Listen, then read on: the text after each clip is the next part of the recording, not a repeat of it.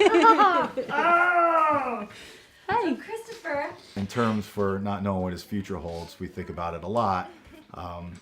When we go to the doctors, we always say, okay, what's next?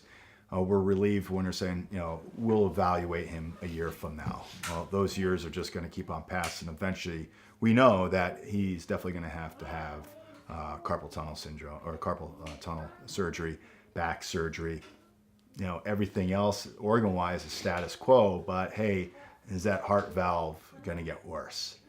He does have a small issue, but nothing where it needs a repair. Hydrocephalus, they monitor that. He still has a slight swelling, but it's basically, baseline right now. So with all that said, what's next? Is it going to happen at 10, 15? Will we be dealing with this when he's 20? We don't know. I mean, if we don't have that crystal ball, and that is always in my head, and I know it's in Emily's head, but it does drive me nuts because it's like you see this child that's got this unbelievable attitude. He's just a happy child. I mean, there's a lot of kids his age that are not, they're grumpy or they got an attitude and stuff. This kid is just straight across the board, very even keeled, very neutral, happy and stuff. And I'm like, my biggest fear is, okay, when he's 10, will that change when he has to have that next major surgery and say, why is this happening to me? And I think we fight that a lot. Yeah. When he understands what he has, that's our next phase of this whole thing. him? How are we going to manage that? How are we going to talk to him about that?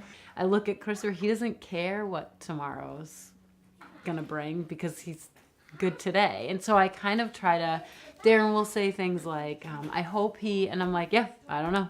Like, I just kind of try to not think about what's going to happen next because it's a balance of just trying to deal with what's happening right now. Because even though there's not a lot of crisis happening right now, you've still got a kid with MPS, and that's tough. And so not knowing how tall he's going to be or, what's going to happen with his heart, the reality is I don't know those things about Jacob. So like, why should Christopher's future be that much more important?